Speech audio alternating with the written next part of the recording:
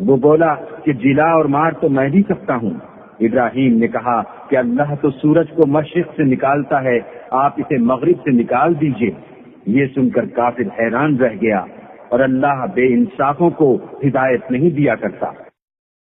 یا اسی طرح اس شخص کو نہیں دیکھا جسے ایک گاؤں میں جو اپنی چھتوں پر گرا پڑا تھا، اتفاق کے گزر ہوا تو اس نے کہا کہ اللہ اس کے باشندوں کو مرنے کے بعد کیوں کر زندہ کرے گا؟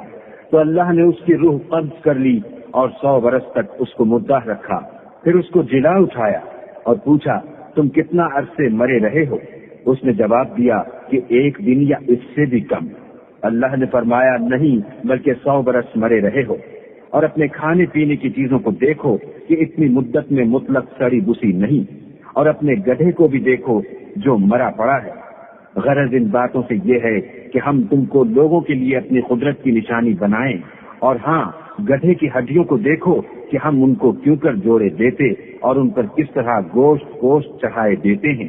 جب یہ واقعات اس کے مشاہدے میں آئے تو بول اٹھا کہ میں یقین کرتا ہوں کہ اللہ ہر چیز پر قادر ہے۔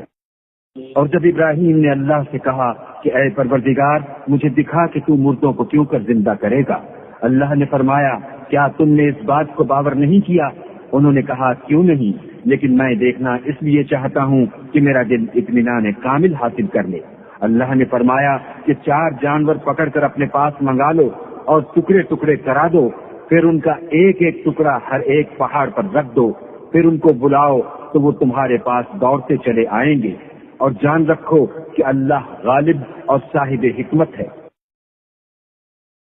جو لوگ اپنا مال اللہ کی راہ میں خرچ کرتے ہیں ان کے مال کی مثال اس دانے کی سی ہے جس سے 7 بالیں اگیں اور ہر ایک بال میں 100 دانے ہوں، اور اللہ جس کے مال کو چاہتا ہے زیادہ کرتا ہے، وہ بڑی کشائش والا اور سب کچھ جاننے والا ہے۔ جو لوگ اپنا مال اللہ کے رستے میں صرف کرتے ہیں پھر اس کے بعد نہ اس خرچ کا کسی پر احسان رکھتے ہیں اور نہ کسی کو تکلیف دیتے ہیں، ان کا صلہ ان کے پروردگار کے پاس تیار ہے، اور قیامت کے روز نہ ان کو کچھ خوف ہوگا اور نہ وہ غمگین ہوں گے۔ جس خیرات دینے کے بعد لینے والے کو ایذا دی جائے اس سے تو نرم بات کہہ دینی اور اس کی بے ادبی سے درگزر کرنا بہتر ہے، اور اللہ بے پرواہ اور بردبار ہے۔ مومنوں اپنے صدقات و خیرات احسان رکھنے اور ایذا دینے سے اس شخص کی طرح برباد نہ کر دینا جو لوگوں کو دکھاوے کے لیے مال خرچ کرتا ہے اور اللہ اور روز آخرت پر ایمان نہیں رکھتا، تو اس کے مال کی مثال اس چٹان کی سی ہے جس پر تھوڑی سی مٹی پڑی ہو اور اس پر زور کا مہ برس کر اسے صاف کر ڈالے۔ اسی طرح یہ ریاکار لوگ اپنے اعمال کا کچھ بھی صلہ حاصل نہیں کر سکیں گے، اور اللہ ایسے ناشکروں کو ہدایت نہیں دیا کرتا۔ اور جو لوگ اللہ کی خوشنودی حاصل کرنے کے لیے اور خلوص نیت سے اپنا مال خرچ کرتے ہیں ان کی مثال ایک باغ کی سی ہے جو اونچی جگہ پر واقع ہو، جب اس پر مہ پڑے تو دگنا پھل لائے، اور اگر مہ نہ بھی پڑے تو خیر خوار ہی صحیح، اور اللہ تمہارے کاموں کو دیکھ رہا ہے۔ بھلا تم میں کوئی یہ چاہتا ہے کہ اس کا کھجوروں اور انگوروں کا باغ ہو جس میں نہریں بہ رہی ہوں اور اس میں اس کے لیے ہر قسم کے میوے موجود ہوں، اور اسے بڑھاپا آ پکڑے اور اس کے ننھے ننھے بچے بھی ہوں، تو ناگہاں اس باغ پر آگ کا بھرا ہوا بگولا چلے اور وہ جل کر راکھ کا ڈھیر ہو جائے۔ اس طرح اللہ تم سے اپنی آیتیں کھول کھول کر بیان فرماتا ہے تاکہ تم سوچو اور سمجھو۔ مومنوں جو پاکیزہ اور عمدہ مال تم کماتے ہو اور جو چیزیں ہم تمہارے لیے زمین سے نکالتے ہیں ان میں سے راہ خدا میں خرچ کرو، اور بری اور ناپاک چیزیں دینے کا قصد نہ کرنا کہ اگر وہ چیزیں تمہیں دی جائیں تو بجز اس کے کہ لیتے وقت آنکھیں بند کر لو ان کو کبھی نہ لو، اور جان رکھو کہ اللہ بے پرواہ اور قابل ستائش ہے۔ اور دیکھنا شیطان کا کہا نہ ماننا وہ تمہیں تندرستی کا خوف دلاتا اور بے حیائی کے کام کرنے کو کہتا ہے، اور اللہ تم سے اپنی بخشش اور رحمت کا وعدہ کرتا ہے، اور اللہ بڑی کشائش والا اور سب کچھ جاننے والا ہے۔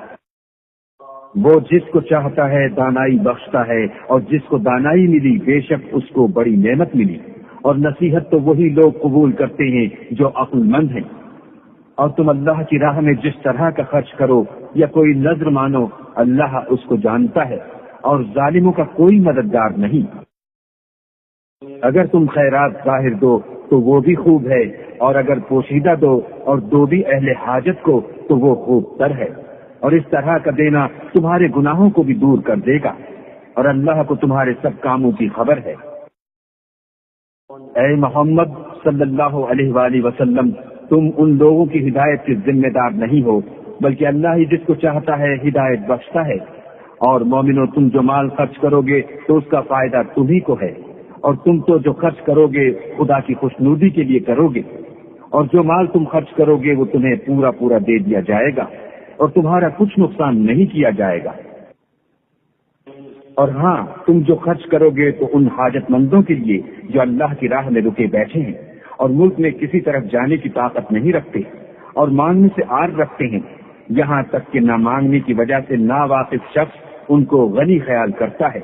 اور تم قیاسے سے ان کو صاف پہچان لو کہ حاجت مند ہیں، اور شرم کے سبب لوگوں سے منہ پھوڑ کر اور لپٹ کر نہیں مانگ سکتے۔ اور تم جو مال خرچ کرو گے کچھ شک نہیں کہ اللہ اس کو جانتا ہے۔ جو لوگ اپنا مال رات اور دن اور پوشیدہ اور ظاہر راہ خدا میں خرچ کرتے رہتے ہیں، ان کا صلہ پروردگار کے پاس ہے، اور ان کو قیامت کے دن نہ کسی طرح کا خوف ہوگا اور نہ غم۔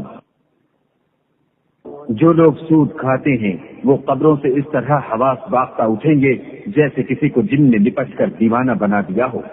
یہ اس لیے کہ وہ کہتے ہیں کہ سود بیچنا بھی تو نفع کے لحاظ سے ویسا ہی ہے جیسے سود لینا،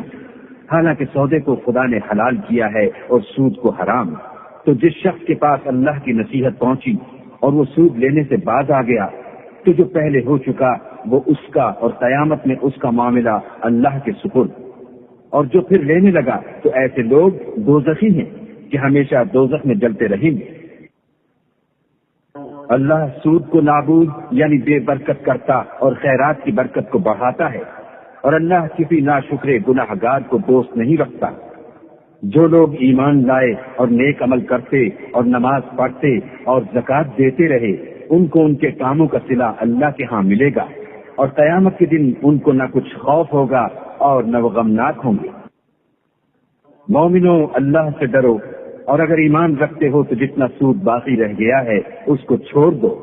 اگر ایسا نہ کرو گے تو خبردار ہو جاؤ کہ تم اللہ اور رسول سے جنگ کرنے کے لیے تیار ہوتے ہو، اور اگر توبہ کر لو گے اور سود چھوڑ دو گے تو تم کو اپنی اصل رقم لینے کا حق ہے، جس میں نہ اوروں کا نقصان اور نہ تمہارا نقصان۔ اور اگر قرض لینے والا تنگ دست ہو تو اسے کشائش کے حاصل ہونے تک مہلت دو، اور اگر زر قرض بخش دو تو وہ تمہارے لیے زیادہ اچھا ہے، بشرطے کہ سمجھو۔ اور اس دن سے ڈرو جب کہ تم اللہ کے حضور میں لوٹ کر جاؤ گے،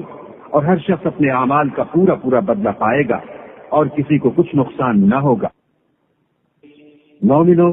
جب تم آپس میں کسی میعاد معین کے لیے قرض کا معاملہ کرنے لگو تو اس کو لکھ لیا کرو، اور لکھنے والا تم میں کسی کا نقصان نہ کرے بلکہ انصاف سے لکھے۔ نیز لکھنے والا جیسا اللہ نے اسے سکھایا ہے لکھنے سے انکار بھی نہ کرے، اور دستاویز لکھ دے، اور جو شخص قرض لے وہی دستاویز کا مضمون بول کر لکھوائے، اور اللہ سے کہ اس کا مالک ہے خوف کرے، اور زر قرض میں سے کچھ کم نہ لکھوائے۔ اور اگر قرض لینے والا بے عقل یا ضعیف ہو یا مضمون لکھوانے کی قابلیت نہ رکھتا ہو تو جو اس کا ولی ہو وہ انصاف کے ساتھ مضمون لکھوائے، اور اپنے میں سے 2 مردوں کو ایسے معاملے کے لیے گواہ کر لیا کرو، اور اگر 2 مرد نہ ہوں تو 1 مرد اور 2 عورتیں جن کو تم گواہ پسند کرو کافی ہیں، کہ اگر ان میں سے ایک بھول جائے گی تو دوسری اسے یاد دلا دے گی۔ اور جب گواہ گواہی کے لیے طلب کیے جائیں تو انکار نہ کریں، اور قرض تھوڑا ہو یا بہت اس کے دستاویز کے لکھنے لکھانے میں کاہلی نہ کرنا۔ یہ بات اللہ کے نزدیک نہایت قرین انصاف ہے، اور شہادت کے لیے بھی یہ بہت درست طریقہ ہے، اس سے تم کو کسی طرح کا شک و شبہ بھی نہیں پڑے گا۔ ہاں، اگر سودا دست بدست ہو جو تم آپس میں لیتے دیتے ہو تو اگر ایسے معاملے کی دستاویز نہ لکھو تو تم پر کچھ گناہ نہیں، اور جب خرید و فروخت کیا کرو تو بھی گواہ کر لیا کرو، اور کاتب دستاویز اور گواہ معاملہ کرنے والوں کا کسی طرح کا نقصان نہ کریں۔ اگر تم لوگ ایسا کرو تو یہ تمہارے لیے گناہ کی بات ہے، اور اللہ سے ڈرو اور دیکھو کہ وہ تم کو کیسی مفید باتیں سکھاتا ہے، اور اللہ ہر چیز سے واقف ہے۔ اور اگر تم سفر پر ہو اور دستاویز لکھنے والا نہ مل سکے تو کوئی چیز رہن با قبضہ رکھ کر قرض لے لو، اور اگر کوئی کسی کو امین سمجھے یعنی رہن کے بغیر قرض دے دے تو امانت دار کو چاہیے کہ صاحب امانت کی امانت ادا کر دے، اور اللہ سے جو اس کا پروردگار ہے ڈرے، اور دیکھنا شہادت کو مت چھپانا، جو اس کو چھپائے گا وہ دل کا گنہگار ہوگا، اور اللہ تمہارے سب کاموں سے واقف ہے۔ جو کچھ آسمانوں میں اور جو کچھ زمین میں ہے سب اللہ ہی کا ہے۔ تم اپنے دلوں کی بات کو ظاہر کرو گے تو اور چھپاؤ گے تو اللہ تم سے اس کا حساب لے گا، پھر وہ جسے چاہے مغفرت کرے اور جسے چاہے عذاب دے، اور اللہ ہر چیز پر قادر ہے۔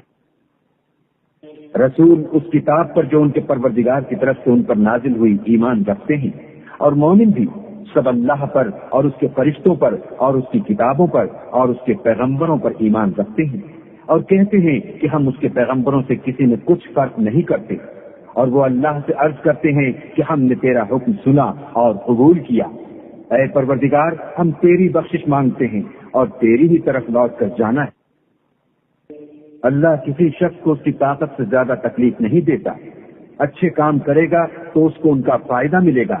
برے کرے گا تو اسے ان کا نقصان پہنچے گا۔ اے پروردگار، اگر ہم سے بھول یا چوک ہو گئی ہو تو ہم سے مواخذہ نہ کیجو۔ اے پروردگار، ہم پر ایسا بوجھ نہ ڈالیو جیسا تو نے ہم سے پہلے لوگوں پر ڈالا تھا۔ اے پروردگار، جتنا بوجھ اٹھانے کی ہم میں طاقت نہیں اتنا ہمارے سر پر نہ رکھیو، اور اے پروردگار ہمارے گناہوں سے درگزر کر اور ہمیں بخش دے اور ہم پر رحم فرما، تو ہی ہمارا مالک ہے اور ہم کو کافروں پر غالب کر۔